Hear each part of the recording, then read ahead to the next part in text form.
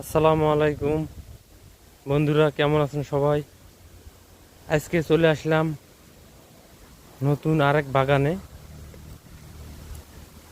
তো আজকে আপনাদের সঙ্গে প্রথমে কিছু কথা বলবো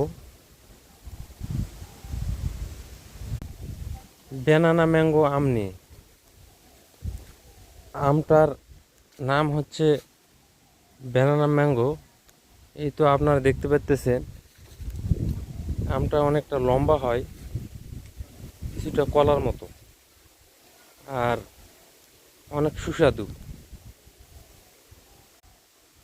আমটা সাইজে অনেক বড় হয়। এই তো আপনারা দেখতে পাচ্ছেন ব্যানানা ম্যাঙ্গো আম। তো এটা আসলাম রূপালী বাগানে, যে গত কালকে যে আমি ভিডিও দিয়েছিলাম সেই প্রসঙ্গে। তো এই তো দেখতে পেতেছেন রূপালী আম, মোটামুটি আলহামদুলিল্লাহ ভালো আম আছে। তবে এই রূপালীটা হবে একটু সাইজে কম। এখানে কিছু বলার আছে যে মাটির গুণাগুণে কিছু আম বড় হয়, আবার কিছু আম ছোট থাকে। যেগুলা আম ছোট সাইজের হয় সেই গাছগুলোতে বিশেষ করে অনেক বেশি আম ধরে, কিন্তু আমের সাইজটা হয় অনেকটা ছোট। আলহামদুলিল্লাহ মোটামুটি অনেকটা ভালো আম আসছে, আপনারা দেখলে খুব খুশি হবে। মোটামুটি আলহামদুলিল্লাহ ভালো। এগুলা গাছের বয়স হচ্ছে আপনার 4 বছর। তা আলহামদুলিল্লাহ মোটামুটি ভালো আম আছে।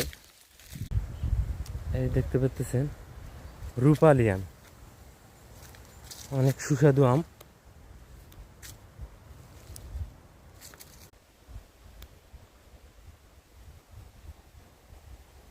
রূপালী আম,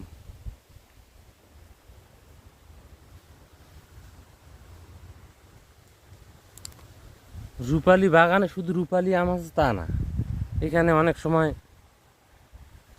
বিভিন্ন গাছ লাগে থাকে। ধরেন যে ব্যানানা ম্যাঙ্গো লাগাইছি, আরও অনেক গাছ লেগে থাকে।